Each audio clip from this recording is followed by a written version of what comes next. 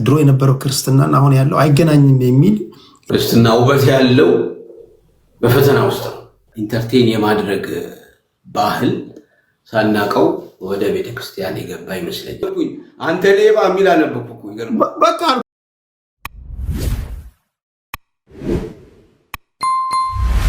እንዘምር እንዴ? በጣም ደስ ይለኛል። የዝማሬ ሰዓት ነው። ታፕ ታፕ አድርጉ። ሁላችሁም ኮፒ ሊንክ ሼር ማድረግን እንዳትረሱ።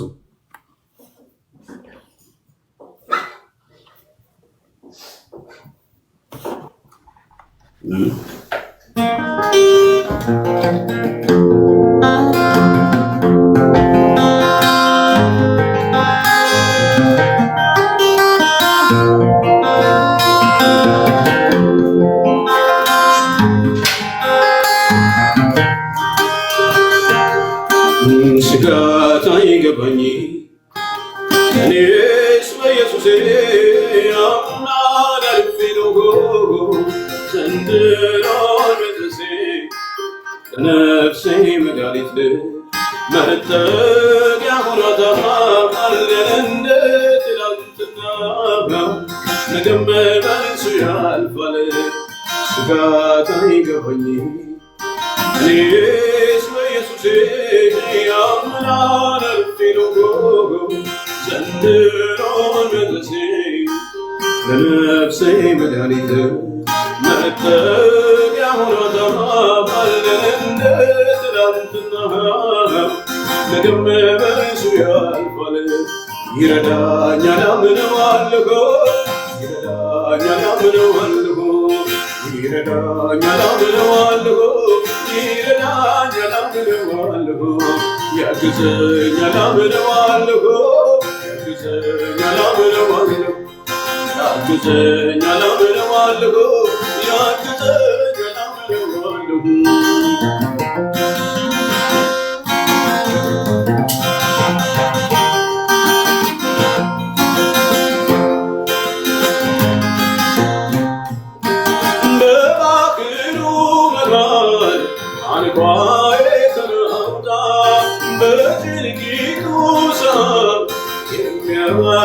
ሲታጣ በባህሩ መካከል አንኳዬ ተናውጣ በጭንቂቱ ሰዓት የሚያዋግር ሲታጣ ፈጥኖ ደርሶ ማዕበሉን ገሰጸው። ኢየሱስ ኧረ እንዴት ድንቅ ነው! እኔም ትናንት ይህን ስላየሁኝ ለነገው እሱን ተስፋ አደረኩኝ። እኔም ትላንት ይህን ስላየሁኝ ለነገው እሱን ተደገፍኩኝ። ስጋት አይገባኝ እኔስ በኢየሱሴ አምናለሁ ዘንድሮን መድረሴ ነፍሴ መድኃኒት መጠጊያ ሆኗታል እንደ ትላንትና ነገም በእርሱ ያልፋል። ይረዳኛል አምነዋለሁ ይረዳኛል አምነዋለሁ ይረዳኛል አምነዋለሁ ይረዳኛል አምነዋለሁ ያግዘኛል አምነዋለሁ ያግዘኛል አምነዋለሁ ያግዘኛል አምነዋለሁ ያግዘኛል አምነዋለሁ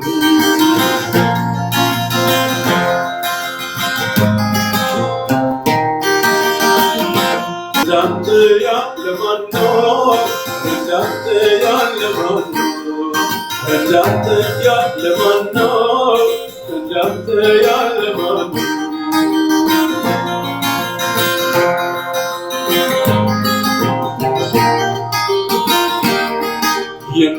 የሚያስጨንቀኝ በአንተ ላይ ጥላለሁ ጥያቄ ሁሉ ላንተ እነግራለሁ።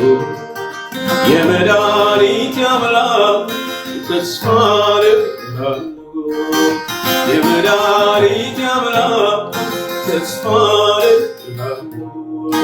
የሚያስጨንቀኝ በአንተ ላይ ጥላለሁ ጥያቄ ሁሉ ላንተው እነግራለሁ። የመድኃኒቴ አምላክ ተስፋዬ የመድኃኒቴ አምላክ ተስፋዬ የሚያስጨንቀኝ በአንተ ላይ እጥላለሁ። ጥያቄ ሁሉ ላንተው እነግራለሁ። የመድኃኒቴ አምላክ ተስፋዬ የመድኃኒቴ አምላክ ተስፋዬ ይረዳኛል አምነዋለሁ ይረዳኛል አምነዋለሁ ይረዳኛል አምነዋለሁ ይረዳኛል አምነዋለሁ ያግዘኛል አምነዋለሁ ያግዘኛል አምነዋለሁ ያግዘኛል አምነዋለሁ ያግዘኛል አምነዋለሁ ይረዳኛል አምነዋለሁ ይረዳኛል አምነዋለሁ ይረዳኛል አምነዋለሁ ይረዳኛል አምነዋለሁ።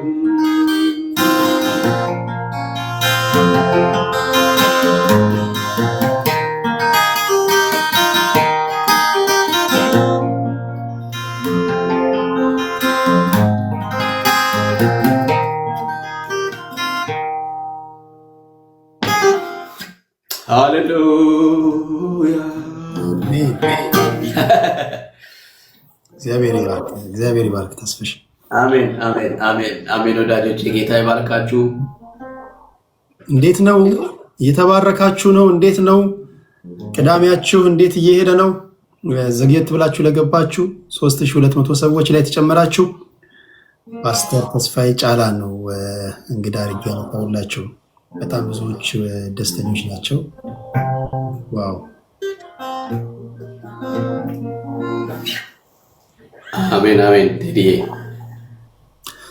እንመለሳለን። መሀል ላይ አጠራጠር ያሉ ጥያቄዎችን እየጠየቅኩኝ የተጨዋወትን ዝማሬና ጥያቄና መልስ ነው የምናደርገው። እስኪ አንድ ደግሞ ጥያቄ ልጨምር። አንዳንድ ሰዎች አሁን የእናንተን ዘመን ክርስትና ያሉ የከፈላችሁትን ዋጋ የመጣችሁበትን መንገድ ለጌታ ያላችሁን ቀናነት ያዩና ክርስትና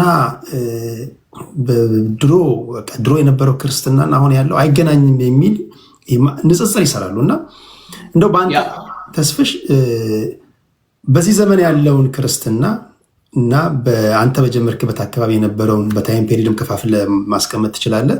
እንዴት ትገልጸዋል? አንዳንዶች አሁን ብዛት ነው እንጂ ጥራት የለም ይላሉ። ጥራት አለ። ለጌታ እስከ መሞትም ድረስ እስከ መገረፍም ዋጋ እስከ መክፈልም የሚደርሱ ቆራጥ ክርስቲያኖች የነበሩበት ነው ይላሉና ይሄ ነገር ትክክል ነው? እንዴት ታየዋለህ ያሁን ዘመንን ክርስትና?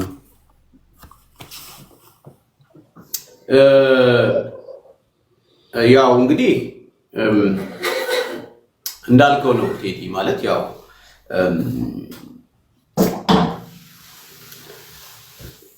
ምንድነው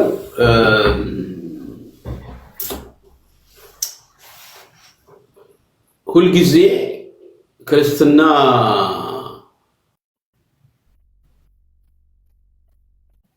ውበት የሚኖረው ክርስትና ውበት ያለው በፈተና ውስጥ ነው እና ማለት የፈተና ወዳጅ ለመሆን ሳይሆን የፈተና ወዳጅ በቃ ፈተና ይምጣ ብለን ለመጸለይ ሳይሆን ነገር ግን ውበቱ የሚወጣው ማለት ነው። ውበቱ የሚገለጠው በተለያየ አይነት ቻሌንጅ ውስጥ ስናልፍ ይሄ ጌታን የመታመናችን ነገር የውስጣችን ነገር እየጠነከረ ስለሚታይ በቃ ይሄ ለውበት ይሆናል እና ይሄ የማይካድ ነገር ነው። ግን ያው እንዳልከው ደግሞ በሀገራችን ኮንቴክስት በሀገራችን አካሄድ ደግሞ ስንመለከተው እውነት ነው። እንግዲህ እንዲያው ነገሮች ሊኖሩ ይችላሉ። ምንድነው? አንደኛ ቁጥራችን እንደ አገርም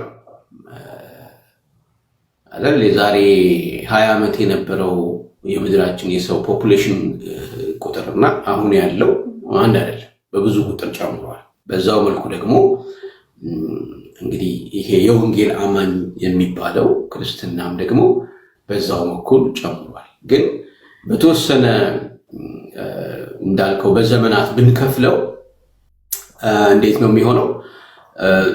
በተለይ ደግሞ ያው ይሄ የወንጌል አማኙ በነፃነት ማምለክ በጀመረበት ጊዜ ወደ ቤተክርስቲያን ብዙ ሰው ጎረፈ፣ ብዙ ሰው መጣ፣ ብዙ ሰው አስተናገድን እና የሚመስለኝ እንግዲህ ሰዎችን አንደኛ በሁለት ስቴፕ ነው እኔ የምከፍለው። አንደኛ ሰዎችን ጌታን አምነው ተቀብለው የህይወታቸው አዳኝ አድርገው እግዚአብሔርን ማመን ከጀመሩበት ጌታን ከተቀበሉበት ጊዜ ጀምሮ ያለው ብቻ ሳይሆን ጌታ ኢየሱስ ክርስቶስ ምንድን ነው ያለው? እያስተማራችኋቸው ደቀ መዛሙርቴ አድርጓቸው ያለው። ደቀ መዛሙርቴ አድርጓቸው ምን ማለት ነው? ደቀ መዛሙርት ማለት መምህር ማለት ነው፣ ተማሪ ማለት ነው። ምንድነው? አስተማሪው የሚመስል ባረማመዱ፣ ባነጋገሩ፣ ባካሄዱ፣ ባገባቡ፣ ባወጣጡ፣ በሚያደርጋቸው ነገሮች ጌታ ኢየሱስ ክርስቶስን የሚመስል ሰው ማለት ነው እና ጌታ ኢየሱስ ክርስቶስ ደቀ መዛሙርቴ አድርጓቸው ነው ያለው። እና እንግዲህ ደቀ መዛሙርት ከሆነ ሰው ጌታን የሚመስል ህይወት ይኖራል። ልክ የጌታውን አይነት አረማመድ፣ የጌታውን አይነት አካሄድ ይሄዳል። ካልሆነስ? ስለዚህ አንድ ሰው አምኖ ቤተክርስቲያንም እየመጣ ስሙ ክርስቲያንም እየሆነ በየትኛውም እምነት ሊሆን ይችላል፣ በኦርቶዶክስም ሊሆን ይችላል፣ በፕሮቴስታንቱም ሊሆን ይችላል፣ በካቶሊኩም ሊሆን ይችላል፣ በተለያየው ሊሆን ይችላል አይደል? እግዚአብሔርን አምናለሁ ብሎ ነገር ግን አስተማሪውን የሚመስል የደቀ መዝሙር ህይወት ከሌለው ህይወቱ የተለወጠ ሊሆን አይችልም። ስለዚህ እኔ ሳስበው አሁን ምናልባት ብዙ አማኞች ሊሆኑ ይችላሉ፣ በጣም ብዙ አማኞች፣ ቁጥራቸው በጣም ብዙ አማኞች ሊሆኑ ይችላሉ። ግን ደቀ መዛሙርት የትኞቹ ናቸው የሚለውን ስንመለከት እዛ ጋር እንግዲህ ልዩነት ሊኖር ይችላል። ደቀ መዝሙር ማለት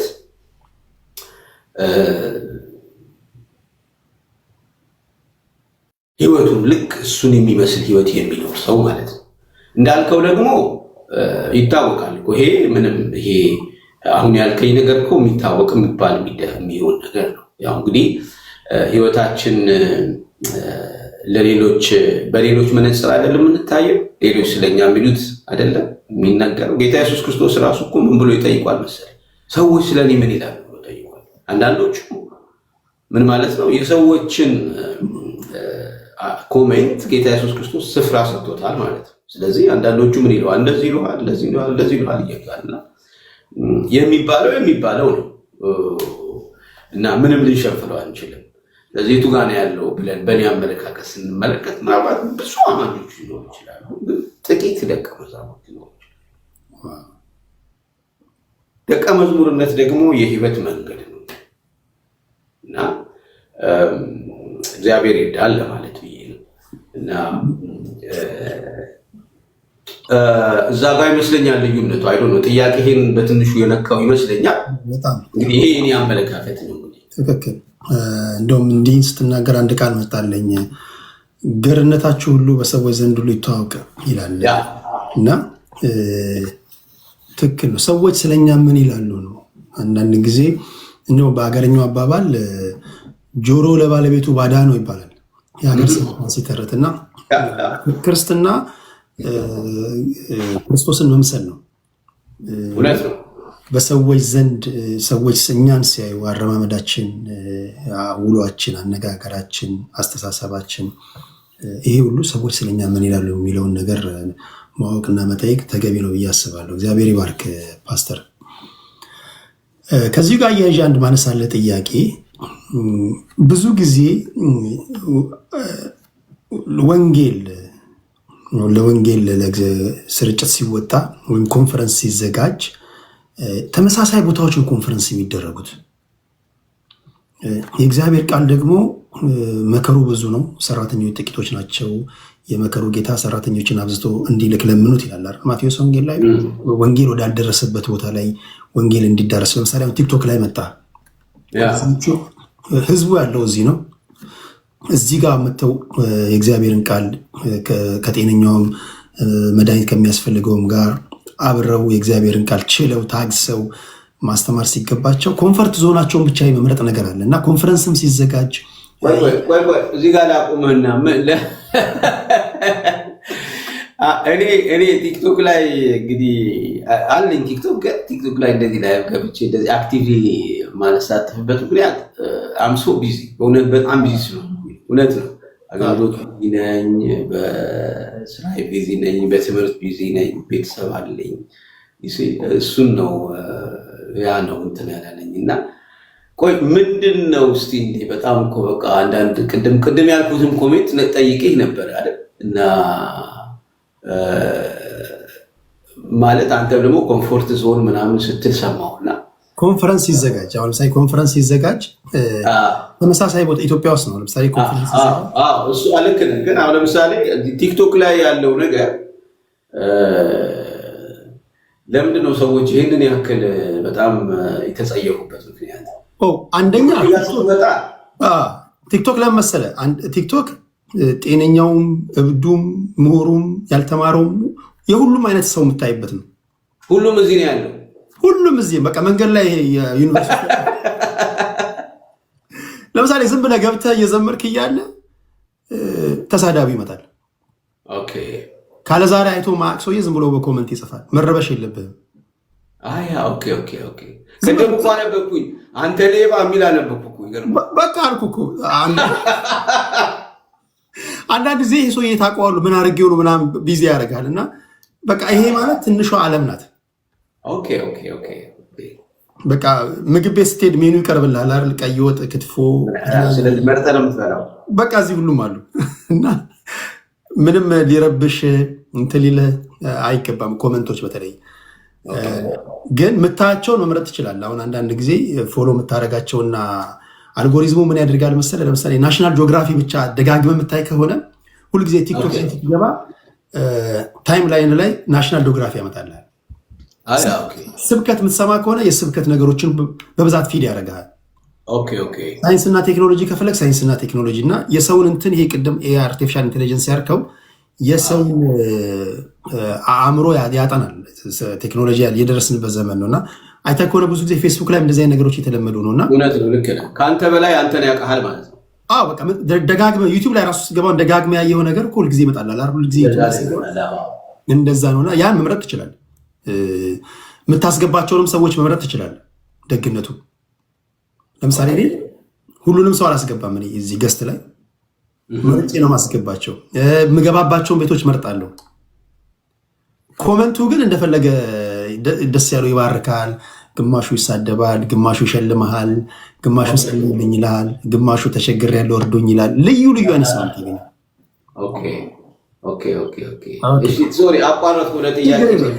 ችግር የለውም። እየተዘጋጀ ስለሆነ ወደ ቲክቶክ ለመምጣት እንትን እንዳትል ብዬ ነው።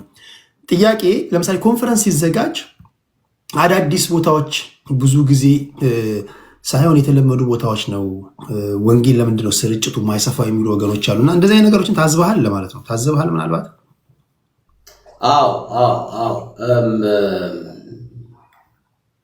አይ ቲንክ በተወሰነ መልኩ ያው ይሄ ኢንተርቴን የማድረግ ባህል ሳናቀው ወደ ቤተክርስቲያን የገባ ይመስለኛል። ምንድን ነው ኢንተርቴን ማድረግ ማለት? ሰዎች ሊሰሙትና ሊወዱት የሚፈልጉትን ነገር ማቅረብ ማለት ነው። ሰዎች የተለያየ አይነት ኢንትረስት አላቸው። ስለዚህ ያንን ኢንትረስት ነው መስማት የሚፈልጉት እና ባይ ዘ ዌይ እንዲህ አይነት መጽሐፍ ቅዱስ ራሱ ይናገራል። የመጨረሻው ዘመን አንዱ ምልክት ሰዎች በቃ የሚፈልጉትን ነገር እንዲሰሙ ይሆናሉ። ያንን ብቻ ይፈልጋሉ ማለት ነው እና ስለዚህ ምንድነው ኢንተርቴይኒንግ አይነት ካልቸር ላይ ፎከስ ማድረግ የሚለው ነገር አሲፍ እንደ መንፈሳዊ ስኬት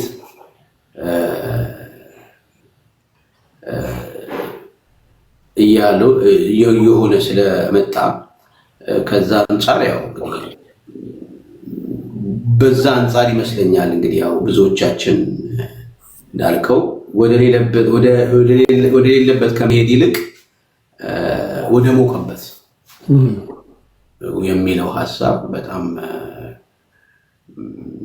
ብዙዎቻችንን ያው በጣም ኢንፍሉዌንስ ያደርገን ይመስለኛል። እና ወንጌል ግን እንደሱ አይደለም። ወንጌል ዋጋ የሚያስከፍል ነገር ነውና አይ ቲንክ እንዳልኩ ይሄ ኢንተርቴኒንግ አይነት ኢንተርቴን የማድረግ ሰዎችን ኢንተርቴን የማድረግ ካልቸር ውስጣችን ሲገባ ፎከስ የምናደርገው ከሰዎች ስሜት ጋር ነው እና ያ ነገር ይመስለኛል እንግዲህ ብዙ ወደዛ እንድንሄድ ያደረገን። ያልከው ግን ልክ ነው። ወንጌል ግን ዋጋ የሚያስከፍል ወደሌለበት ቦታ እንድንሄድ ነው መጽሐፍ ቅዱስ የሚነግረን። ኦኬ፣ ሌላኛው ማህበራዊ ሚዲያ ላይ እኔ አሁን ከፖለቲካው እና ከማህበራዊ ጉዳዮች ጎን ለጎን የተለያዩ የእምነት ሰዎች ይመጡና አንድ ከኦርቶዶክስ አንድ ከፕሮቴስታንት አወያየን ይላሉ። የሆነ ርዕስ ይመርጡና በተመረጠ ርዕስ እንድታወያየን እንፈልጋለን ይሉኛል። እኔ አይና ብዙ ጊዜ አድማጭ ተመልካች ሊማርበት ይችላል ብዬ ካሰብኩኝ ቁጭ ብዬ አወያያቸዋለሁ። አንድ ከኦርቶዶክስ አንድ ከፕሮቴስታንት የተለያዩ የእምነት ተቋማቶች በተቻለ መጠን በመከባበር ላይ የተመሰረተ ዲቤት ያደርጋሉ እና ይሄ ነገር እንዴት ታየዋለህ? የተለያዩ እምነት ከፕሮቴስታንት ከኦርቶዶክስ ከእስልምና ከተለያዩ እምነት ተቋማቶች መጥተው ስለ እምነታቸው ውይይት በሰላማዊ መንገድ ማድረጋቸው ማህበራዊ ሚዲያ ላይ ተገቢ ነው ብለህ ታስባለህ? ወይስ እንዲህ ያለ ነገር መደረግ የለበትም ብለው ከሚያስቡ ሰዎች ማን? እንግዲህ እስካሁን ሰምቼ አላውቅም። በአንተ ሚዲያ እንግዲህ እንደዚህ አይነት ነገር ይደረጋል፣ ቲክቶክ ላይ ይደረጋል። ይደረጋል ልክ እንዳደጉት ሀገራት በአንድ በተመረጠ ጉዳይ ላይ ነው ወይስ ጀስት ኢን ጀነራል? ለምሳሌ ኢየሱስ ክርስቶስ አብም ወልድም ሆሊ ስፒሪትም ነው የሚሉ አሉ። ሌሎች ደግሞ አይደለም የሚሉ አሉ። ነው የሚሉ እንዴት ነው የሚሉበትን መንገድ ያሳያሉ። አይደለም የሚሉም ደግሞ ከመጽሐፍ ቅዱስ ይከራከራሉ። በእመቤታችን ቅድስት ድንግል ማርያም ዙሪያ ላይ ታማልዳለች አታማልድም በሚሉት ጉዳዮች ላይ ርዕስ እየመረጡ እንዲህ አይነት ዲቤቶች መለመዳቸው ተገቢ ነው ብለህ ታስባለህ? ምንም ማለቴ አንዳንድ ነገሮች ያው አይ ቲንክ ምንድነው መነጋገራችን ዲስከስ ማድረጋችን ተገቢ ነው፣ ምንም ችግር የለውም። ግን የምፈራው ነገር ምንድነው እነዚህ ነገሮች በጣም የረጅም ዓመት የስነ መለኮት ጥናት ይጠይቃሉ። ዝም ብለን ትንሽ ቁንጭን ነገር ይዘን መተን የምናወራቸው ጉዳዮች አይደሉም እና ፍርሃቴ ምንድነው የኛ ሰው ሲናገር ምን ይላል? ምንድነው ትንሽ እውቀት ይገላል ይባላል አይደል? እና ስለዚህ እውቀታችን ወይም ደግሞ መረዳታችን ምን ያህል በዛ ጉዳይ ላይ ተዘጋጅተናል፣ ምን ያህል በዛ ጉዳይ ላይ አጥንተናል፣ ምን ያህል በዛ ጉዳይ ላይ ተዘጋጅተን ጊዜ ወስደን አካዳሚካሊ ቢሆን ማለት ነው እና በትምህርትም ደረጃ ቢሆን ምን ያህል ዝግጅት አድርገናል። ምክንያቱም ብዙዎችን ይዘን ነው ልንጠፋ የምንችለው፣ እንደገና ደግሞ ብዙዎችን ልናደን የምንችለው። ስለዚህ ምናልባት ከላይ የሆነ ነገር እንዳይሆን ያስፈራኛል። ሌላው ምንድነው እንግዲህ ያው የተለያየ አይነት እምነት ሊኖረን ይችላል እና ምን ቤተክርስቲያን ውስጥ የምናስተምረውና ቅድም እንዳልኩ ደቀ መዝሙር የምናደርጋቸው ሰዎች የምናስተምረውና እነዛን ጌታ ኢየሱስ ክርስቶስን መስለው እንዲኖሩ የምናስተምረውና በአደባባይ የምንናገረው ነገር በተወሰነ መልኩ ጥንቃቄ በሁለቱ መካከል ጥንቃቄ ሊኖርበት ይገባል ብዬ አስባለሁ። ምንድነው አንዳንዴ በአደባባይ መነገር የሌለባቸው ነገሮች አደባባይ ላይ ሲነገሩ፣ በአደባባይ መነገር ያለባቸው ነገሮች ደግሞ አደባባይ ላይ ሳይነገሩ ሲቀሩ እንደገና ደግሞ በቂ ዝግጅት የማድረጋችን ጉዳይ ያሳስበኛል። ትንሽ ነገር ይዘን ይሆን ወይ የምንነጋገረው? ምክንያቱም ብዙ መጽሐፍ፣ ብዙ የስነ መለኮት አዋቂዎች ብዙ የጻፉበትን ነገር እኛ ብዙ ያሉበትን ነገር እኛ በቃ አንድ ጥግ ላይ ይዘን አንዷን ብቻ ይዘን ጀስት በቃ በ15 ደቂቃ ውስጥ ያን ኤክስፕሌን ለማድረግ በአንድ ሰዓት ውስጥ ያን ኤክስፕሌን ለማድረግ መሞከር። ምክንያቱም ስነ መለኮት በጣም ሰፊ ነው፣ በጣም ሰፊ ነው፣ በጣም ብዙ ዝግጅት ይጠይቃል እና ያ ያስፈራኛል እና ያው ዘመናችንም ደግሞ ያው ብዙ ነገር ይሄ ከላይ ሱፐርፊሻል የሆነ ነገር አይደል ያለው ዘመናችን ላይ እና አንደኛ በሌላውም ሳይድ ያለውን አመለካከት ለማየት ያንን ለመረዳት ያለን አንደርስታንዲንግ ምን ያህል ነው የሚለውን ነገር መረዳት ያስፈልጋል፣ ማየት ያስፈልጋል። እንደው ዝም ብለን እኛ ስለመሰለን ብቻ ሁሉ ሰው በአንድ ከረጢት ውስጥ መክተት የለም። ስለዚህ ምን ለማለት ብዬ ነው፣ ሰፊ ዋይድ የሆነ እንትን የሚጠይቅ ነገር ነው። ምክንያቱም እንዳለ አጠቃላይ ስትመለከተው ሁሉ ነገር አሁን ፖላራይዝድ ነው። በጣም ጥግ ፈር የለቀቃለ ጥግና ጥግ ላይ የያዘ ነገር ወደዛ ነው እየሄድን ያለ ነው አይደል? አካሄዳችን እንደሱ ነው። ፖለቲካው እንደሱ እየሆነ ነው። በሃይማኖቱም ደረጃ እንደሱ እየሆነ ነው። ይሄ ማለት እምነታችንን እንሽጥ እንለውጥ ማለት አይደለም፣ ወይ ኮምፕሮማይዝ እናድርግ ማለት አይደለም። ኮምፕሮማይዝ ምን እንዴት እንደሆነ ምንድን ነው እናመቻምች ማለት አይደለም። ግን በቂ ዝግጅት ሳይኖረን ከመናገር አለመናገር ይበልጣል የሚለውን ነገር ነው እኔ ብዙ አቴንሽን ሰጥቼ የምናገረው። ወይም በጣም በደንብ ልከው ወይም በመንፈሳዊ ቋንቋ የቃል ሙላት ሳይኖራችሁ ለአደባባይ ላይ ውይይት ባትመጡ። ምክንያቱም አንዳንድ ጊዜ ከምታለሙት የምታጠፉት ሊበልጥ ስለሚችል ያለንበት ዘመን 21ኛው ክፍለ ዘመን ስለሆነ እያንዳንዱ ነገር ሪከርድ ስለሚደረግ ጥንቃቄ የሚያስፈልገው ነገር ስለሆነ ነው። ኦቨሮል ሀሳቡና ሀሳቡን ገዝቼዋለሁ።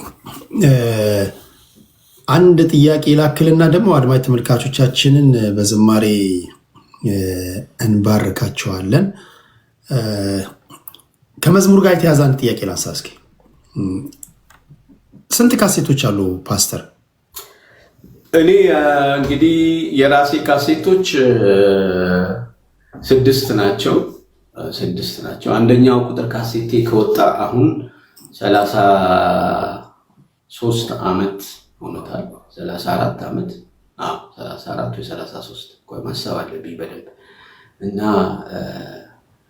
በኢትዮጵያ 80 በኢትዮጵያ አሁን እንግዲህ ስንት ነን? 2018 ነን አይደል? በኢትዮጵያ 2018 መስለኛው።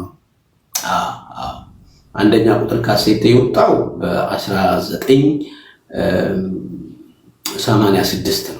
86 34 ማለት ነው። 34 አካባቢ ከ2018 19 ያለክ ነው። 2018 1986ን መቀነስ ነው። ቀሪው የካሴቱ እድሜ ነው። እሺ 2 ቁጥር ከዛ ወዲያ ወጣ። ከዛ 3 ቁጥር አሁን 6 ካሴቶች አሉ እና ሁለተኛው ቁጥር የለባርከው ጌታዬን የሚለው ነው። ሶስተኛ ቁጥር ወጥመዱ ተሰብሮ አመለጥኩኝ። አራተኛው ቁጥር ስለ ኢትዮጵያ የዘመርኩበት ነው። ኢትዮጵያ እጆችሽን የምትዘረጊበት የሚለው ነው። አምስተኛው ቁጥር እግዚአብሔር ትልቅ ነው የሚለው የዘመርኩበት ነው። 6ኛው ቁጥር ደግሞ ልቤ አንተን አመነ የመጨረሻው ማለት ነው። ከዛ ደግሞ ኮሌክሽኖች ብዙ ከተለያዩ ዘማሪዎች ጋር አብሬ ዘምሬያለሁ። አገለግልሃለሁ የሚለው ከተለያዩ ዘማሪዎች ጋር የዘመርኩት አለ። ሌሎች ደግሞ እንደዚህ ኮሌክሽኖች ምናምን ይወጣዋሉ እና ደግሞ ጀስት በሲንግል እንዲሁም ዘምራቸው አንዳንድ መዝሙሮች ደግሞ አሉ። ያው አሁን ከአገልግሎት ጋር ከመጋቢነቱም ጋር ተያይዞ እንደዚሁም ካለብኝ ኃላፊነት ጋር ተያይዞ ትንሽ ቢዚ ነኝ እና ብዙ እንዳልከው ሶሻል ሚዲያው ላይም አክቲቭ አይደለሁም። ዩቲዩብ ላይም ሌላውም ላይ እግዚአብሔር ጊዜ ይሰጠኛል ብዬ ተስፋ አደርጋለሁ። በቅርቡ እንግዲህ ጊዜ ሰጥቼ በደንብ እዘምራለሁ። የዝማሬን ነገር ያነሳሁት ለምሳሌ በዓለም ያሉ ሙዚቀኞች ግጥምና ዜማ ከሰው ይቀበላሉ። የስነ ጽሁፍ ሰዎች አንደኛው ግጥም አንደኛው ዜማ ይስጣቸዋል። በመንፈሳዊ ዓለም ላይ ያላቸው ሰዎች ለምሳሌ አሁን አንተን እንደ ምሳሌ ብንወስድ ግጥምና ዜማ አንተ ነው የምትጽፈው ወይስ ከሰው ትወስዳለህ? ከሰው መውሰድ ደግሞ አንዳንዶች አይ ተገቢ አይደለም የሚሉ አሉ፣ አንዳንዶች ዋይኖት የሚሉ አሉ። እና ግጥምና ዜማ ራስህ ነው የምትጽፈው? እኔ ግጥምና ዜማ ሙሉውን ራሴ ነው የምጽፈው። ግጥሙ ምን ነው የምጽፈው፣ ዜማውን ምን ነው የምጽፈው፣ ሁሉን ነገር እኔ ነኝ የማደርገው። እና አይ ቲንክ በቤተክርስቲያን ውስጥ በተለይ በዚህ በወንጌል አማኙ ያው መዝሙር እንግዲህ ያለው ባህል ያለው ካልቸር ምንድነው ያለው የተለመደው ነገር ምንድነው? ጌታ መዝሙር ሰጠኝ ነው የሚባለው። ጌታ መዝሙር ሰጠኝ። ሰጠኝ ማለት ተቀበልኩ ማለት ነው። እሱ ነው ሰጪው ማለት ነው። እኔ እቀበላለሁ። ስለዚህ ከህይወቴ ጋር በተያያዘ ከኑሮዬ ጋር በተያያዘ እግዚአብሔር ለኔ መዝሙር ይሰጠኛል የሚለውን እምነት ነው እንግዲህ ያው ወንጌል አማኙ የሚያምነው። እና ስለዚህ ከዛም አንጻር ነው አሁን ያው መዝሙር ብዙ ጊዜ ራሳችን ጽፈን ራሳችን ነው የምንዘምረው። ግን ደግሞ እንደዚህ አንዳንድ ሰዎች ደግሞ ያው የመዘመር ስጦታ የሰጣቸው ሰዎች አሉ። እና እንግዲህ ከውስጣችን ተጨምቆ የሚወጣው ነገር ሁልጊዜ ኃይል አለው። ምክንያቱም ጀስት ይሄ ፐርፎርም የማድረግ ነገር ሳይሆን ህይወታችን የማካፈል ጉዳይ ነው። በህይወታችን ውስጥ ሼር የምናደርገው ነው። እኛ ተጨምቀን የሚወጣ ነገር ነው። ስለዚህ ለሌሎችም ጋር ሄዶ ትርጉም የሚሰጠው እና ሌሎችንም ህይወት የሚሰራው ከኛ ውስጥ አልፎ ያንን ነገር ሌሎች ስንሰጥ ነው። ይሄ ትክክለኛ አካሄድ ነው። እና ግን ደግሞ አንዳንዶች ደግሞ የግጥም ስጦታ ይኖራቸዋል፣ አንዳንዶች ደግሞ የመዘመር ስጦታ ይኖራቸዋል። ሁለቱ ተደጋግፈው ጥሩ መዝሙር መዘመር ቢችሉ ችግር አለው ወይ ለሚለው ችግር አላይበትም። ግን ግልጽ ማድረግ ጥሩ ነው ብዬ አስባለሁ። ለምሳሌ ግጥሙ እገሌ የገጠመው ብሎ ግልጥ ማድረግ ማለት ነው። ዜማውን ደግሞ ያዘመው ሰውዬ ይሄኛው ነው ብሎ መናገር በትክክል ቢሆን ያው ከስነ ምግባርም አንጻር ትክክል ነው። እና እኔ ሁሉን ራሴ ላይ የምጽፈው በልጅነቴ ነው። መዝሙር መጽሐፍ የጀመርኩት የ17 ዓመት ልጅ ያለው ነው እኔ መዝሙር ጽፌ የነበረው። እና ስለዚህ ያው ህይወት መዝሙር ለኔ ማለት ነው። ለኔ መዝሙር የህይወቴ ክፋይ ነው። ልክ እንደ ልጆቼ ማለት ነው። የህይወቴ ክፋይ ነው። ከውስጥ የሚወጣ ነገር ነው። እና ምናልባት ከህይወት ጋር ስፔሲፊካሊ ልዩ ገጠመኝ ወይ ልዩ ቁርኝት ያለው መዝሙር አለ? ያው እንዳልከው ሁሉ መዝሙሮች የሚሰጡት እግዚአብሔር ነው፣ ከእግዚአብሔር ነው የምትቀበለው። ግን እንደው በተለየ ሁኔታ ይሄ መዝሙር የምትለው አለ? ከባድ ነው ቴዲ። ያው ብዙ እጠየቃለሁ፣ ብዙ ያው ስለዚህ ነገር የተለያዩ ሰዎች ይጠይቁኛል። ያው እንዲህ ነው ብዬ ስፔሲፊክ የሚለው መዝሙር ለማለት ይከብደኛል። ያው የህይወቴ አካል ስለሆነ ማለት ነው። ከልጅ ልጅ አበላልጦም ይላሉ። እና ትንሽ አስቸጋሪ ነው። ግን ያው ሁሉም ለኔ ትርጉም አለው። ይሄ ልጠይቅና ወደ ዝማሬ እንሄዳለን። 1978 ነው ወደ ጌታ ቤት ተይዛ ሄደች። ከዛ በፊት በዝማሬ የምታደምጣቸው ሰዎች ነበሩ? በስብከት ሳይሆን መዝሙራቸውን የምታደምጣቸው ወይም ከአንተ በፊት የነበሩ ዘማሪዎች እነማን ናቸው? ከእኔ በፊት እንግዲህ ያው ደረጀ ከበደ፣ ተስፋዬ ጋቢሶ፣ ታምራት ኃይሌ፣ ከዛ ደግሞ ወረድ ስንል ደግሞ ጌታ ያውቃልና ብሩክታይት። እኔን ግን በጣም ኢንፍሉዌንስ ያደረገኝ አሁን በህይወት የለም ታደሰ ሸቴ የሚባል በጣም የሚወደድ ዘማሪ ነበር እና በጣም ነበር የምወደው። በጣም አሁን ወደ ጌታ ሄደዋል፣ በህይወት የለም። እና ታዴ በጣም የሚገርም ዘማሪ ነው። እና ይገርማል። የመጀመሪያ መዝሙር ስጀምር ራሱ ልክ የእሱን ነበር የሚመስለው ድምፄ። ሃይስኩል እያለሁ እሱ በየሃይስኩል ህብረቶች ምናምን እየሄደ ያገለግላል። በጊታር ነበር የሚዘምረው። እና የሚገርምህ በቃ ልክ ታዴ ይዘምራል ከተባለ እኔ ሰፈሬ የቄራ ልጅ ነኝ። ነግሬሃለሁ። ቅድም አልጠየቅክኝም። የት ሰፈር ልጅ ነህ ብለህ አትጠየቅ። በጣም ይገርማል። ተቀይሜ ያለው ቴዲ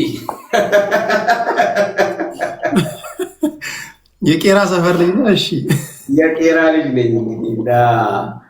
ከማለት ሁሉ የተለመደ ኢንተርቪው እንዳይሆን ብዬ ነው። የተወለድክ የታደግ ሳይሆን መጨረሻ ላይ ልጠይቅህ እና ታዴ የሚዘምር ከሆነ ይገርማል። በቃ በእግሬ ሁሉ እስከ እንጦጦ ድረስ የሄድኩበት ጊዜ አለ እና ታዴ በጣም ነበር የምወድ። በጣም ኢንፍሉዌንስ አድርጎኛል። አሁን በህይወት የለም። መዝሙሮቹን ሰምተህ እንደሆነ አላውቅም። እንደውም አንዴ እሱ መዝሙር እንዘምር እንጂ ታዴ። ደስ ይለኛል። ኧረ ደስ ይለኛል።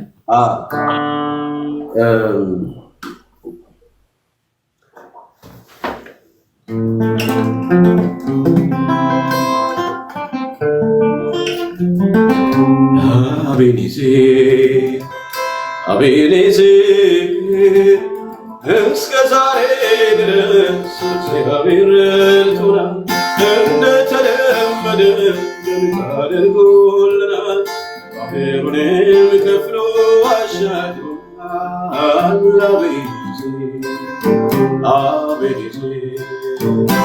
አቤኔዜር እስከ ዛሬ ድረስ እግዚአብሔር ረድቶናል።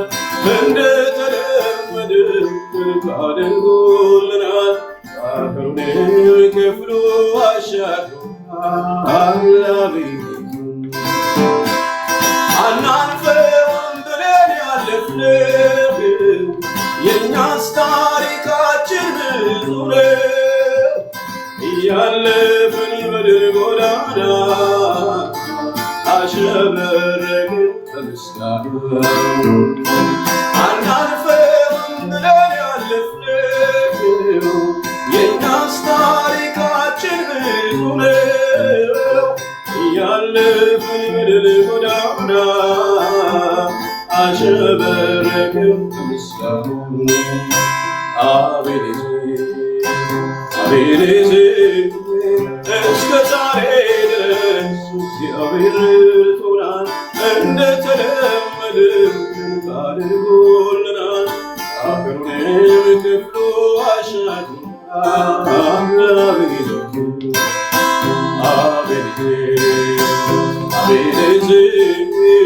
እስከ ዛሬ ድረስ እግዚአብሔር ረድቶናል። እንደተለመደ አድርጎልናል። ባህሩንም ከፍሎ አሻግሮናል።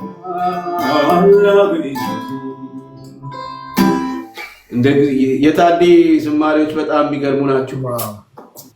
ታደሰ እሸቴን የምታውቁ ሰዎች ካላችሁ ያው በቤት የለምና እና በጣም ኢንፍሉዌንስ አድርጎኛል። በጣም ነው የሱ መዝሙሮች ብዙ ዘምረው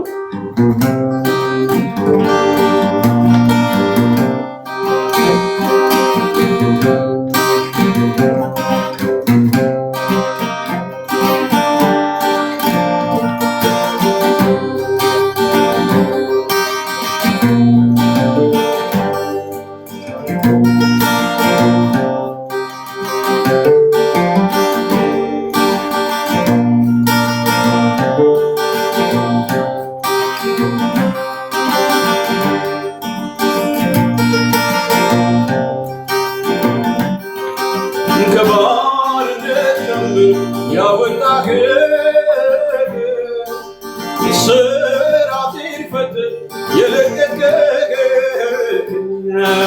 ምስጋናዬን የኔ ጌታ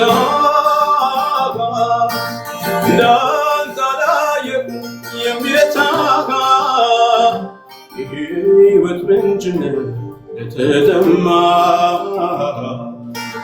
እንዲሁም በረከት ለጨለማ የሕይወት ምንጭ ነህ ለተጠማ እንዲሁም በረከት ለጨለማ እግዚአብሔር ብርሃኔና መድኃኒቴ ነው። እግዚአብሔር ብርሃኔና መድኃኒቴ ነው። እግዚአብሔር ብርሃኔና መድኃኒቴ ነው። እግዚአብሔር ብርሃኔና መድኃኒቴ ነው።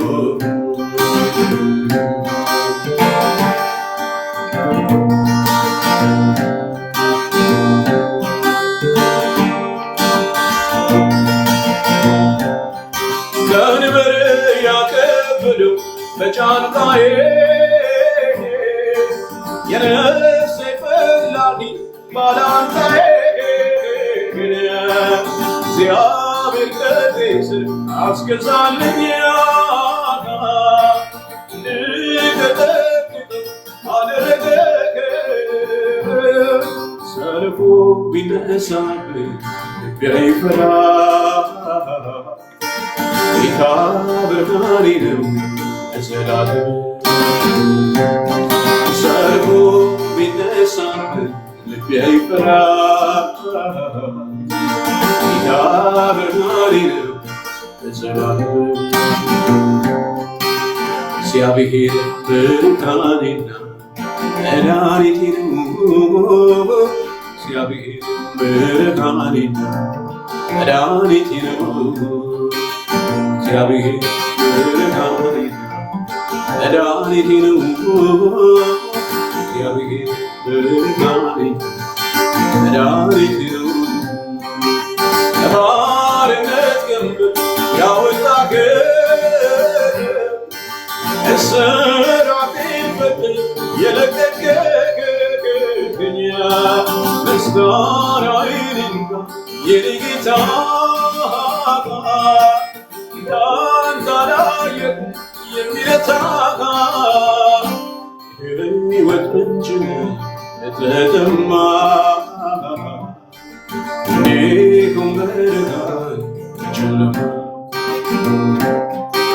የሕይወት ምንጭ ለተጠማ እንዲሁም በብርሃን በጨለማ እግዚአብሔር ብርሃኔና መድኃኒቴ ነው። እግዚአብሔር ብርሃኔና መድኃኒቴ ነው።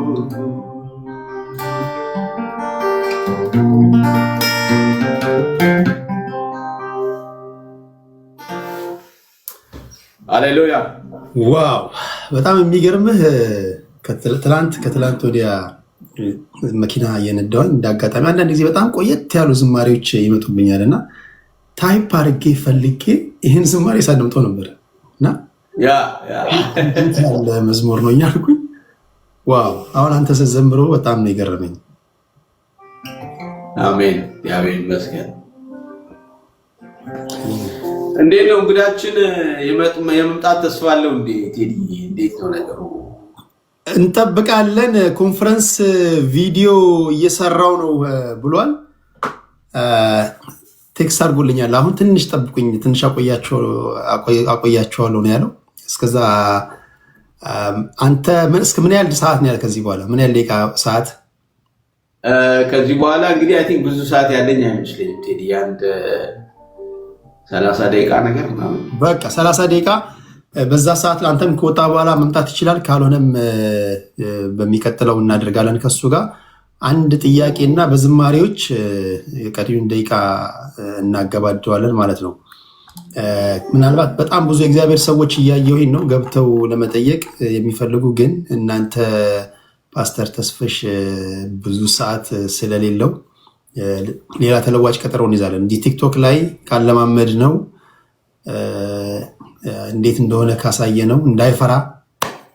ይሄ እዚህ ውስጥ ይመጣል፣ ደጋግሞ ይመጣል፣ ችግር የለውም።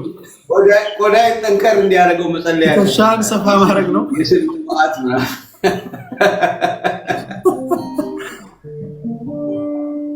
ገና ነው የኛ ኢየሱስን እንዘምር ነው እንዴ? ገና ነው የኛ ኢየሱስ ይላሉ። አንተን ጠርቶ ያው ብዙ ይጻፋል። እንግዲህ ያው እንዳልከው ሁሉንም ለመዘመር አይቻልም። ያው ይሳት እንትን ስላለ እና እንዳልከው ለሌላ ጊዜ ክፍል 2 ብለን እንቀጥላለን። ክፍል 2 ብለን እንቀጥላለን። ሁሉንም በአንዴ አንዘምርም፣ ግን በቃ ከማሰናበታችን በፊት አንድ ገና ነው የኛ ኢየሱስን እንዘምርና ተስፍሽን አክብሮን እንደመጣ አክብረን እንሸኘዋለን። ይሄ መጀመሪያ ነው። ክፍል 2 ይቀጥላል። ምን ይመስላል? እሺ መልካም መልካም እንዘምር። እሺ እግዚአብሔር ይመስገን። ገናናውኛ ኢየሱስ ያው ከሰማያት ሰማያት ከዙፋኑ ወርዶ የዕዳውን ጽሕፈት በደሙ አስወግዶ ምስኪን መስሎ መጥቶ ዲያብሎስን ቀጣ። በጨለማ ላሉት አዲስ ፀሐይ ወጣ። ጎስቋላና ድሃ ምስኪን የሕማም ሰው ባየነውም ጊዜ ደምግባት የሌለው ፍቅር ኃይሉ ሆነች ድካሙ በረታ። ማንም ሳያግዘው ዲያብሎስም መታ። መቼ ነው የተጻፈው? መቼ ነው የጻፍከው? ይሄን ዓመተ ምሕረቱን ነው? አዎ ካስታወስኩ በጣም የሚገርም እስካሁን እኮ ፓወርፉል እንደሆነ የቀጠለ መዝሙር ነው። አዎ ዓመተ ምሕረቱ እንግዲህ በ1985 86 አካባቢ ማለት በኢትዮጵያ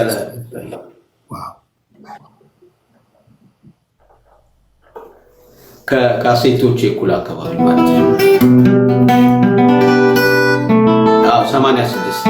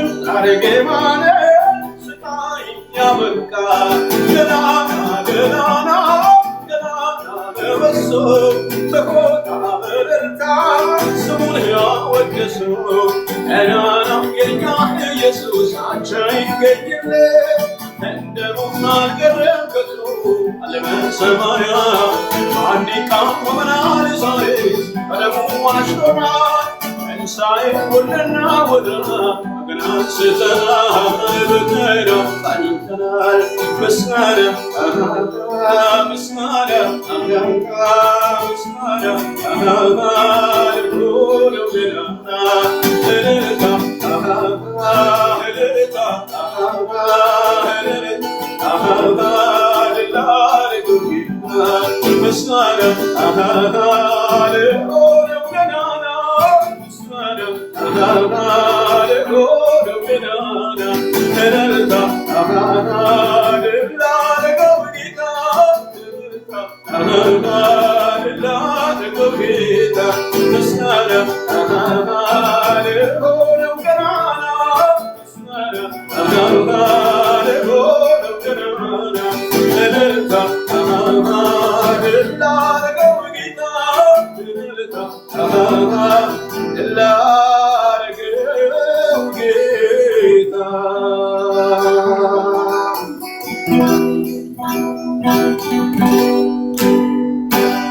ሃሌሉያ።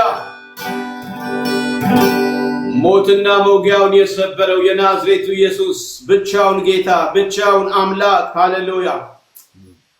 ገናናው የኛ ኢየሱስ። ብዙ ኃያላን ተነስተዋል፣ ብዙ ነገስታት ተነስተዋል፣ ብዙ ኃያላን ስማቸው በምድር ላይ ገኗል። ከገናኖች ሁሉ በላይ ግን ገናናው ሞትና መውጊያውን የሰበረ በዙፋኑ ላይ ያለ በአባቱ ቀኝ የተቀመጠ በኋላም ደግሞ በክብር የሚመለስ የናዝሬቱ ኢየሱስ ብቻውን ገናና ነው።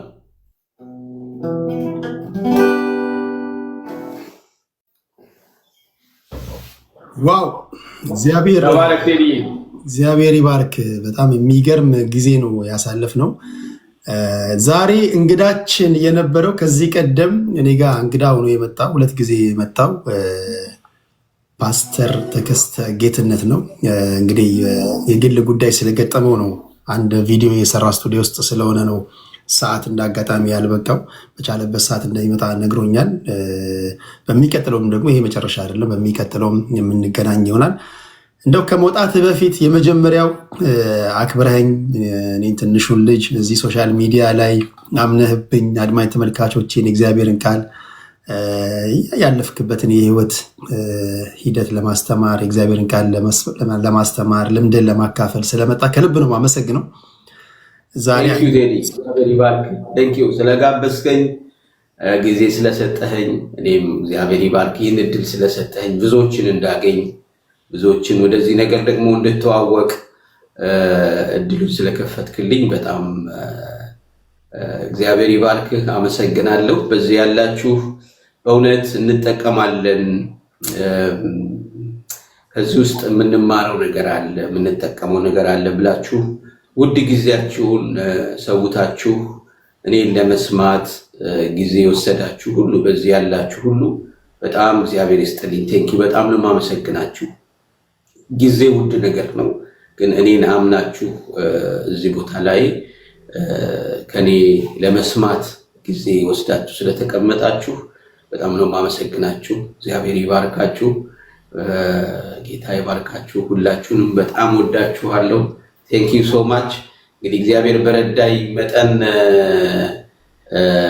እዚህ ቦታ ላይ ያው እንግዲህ ቶሎ ቶሎ እየመጣሁ ድምፄን ለማሰማት ሞክራለሁ። እንዳልከኝ ሁሉ ነገር እዚህ ነው ያለው። ያው እየለመድኩት ነው። ስድቡንም ምናምን 1-2 ጊዜ ቀምሻለሁ፣ 3-4 ቀምሻለሁ እስካሁን። አንድ ሲስተም ሶሻል ሚዲያ ላይ ቲክቶክ ላይ ስትመጣ እንዳልኩ ሁሉም የዓለም ህዝብ እዚህ ነው ያለው።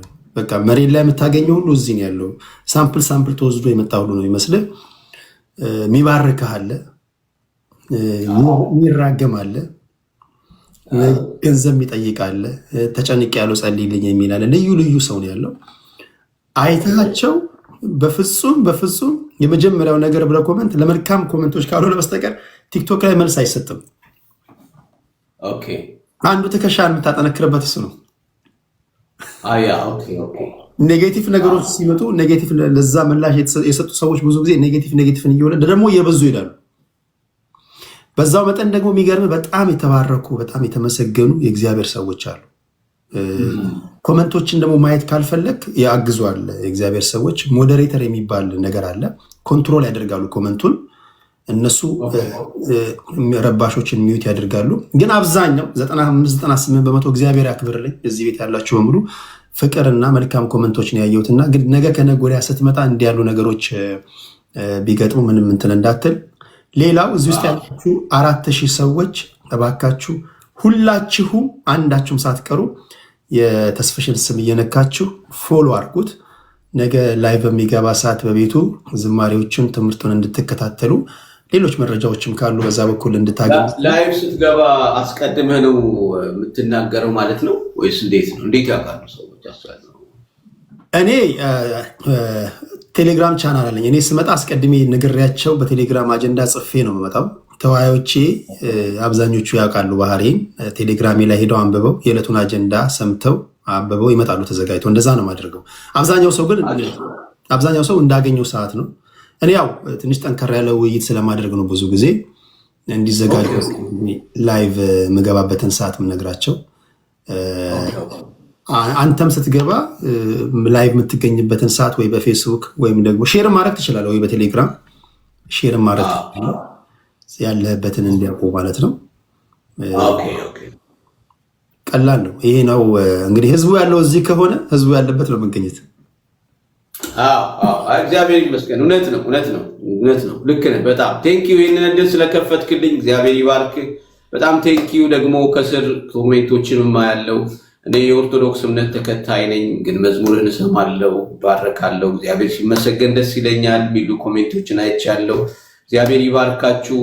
የኦርቶዶክስ እምነት ተከታዮች ወገኖቼ በዚህ ያላችሁ ጌታ ይባርካችሁ። በጣም እውነት እኔን አምናችሁ ወንድሜን አምናችሁ ጊዜያችሁን ሰጥታችሁ ስለሰማችሁን በጣም እንወዳችኋለን፣ በጣም እናከብራችኋለን። ካለኝ የጊዜ እጥረት አንጻር ያው ልለያችሁ ተገድጃለሁ። በሚቀጥለው ግን ያው በሰፊው እገኛለሁ። እግዚአብሔር ይባርካችሁ። ተባረኩልኝ። ቴዲዬ እግዚአብሔር አክብርልኝ። ፓስተር ተባረክልኝ።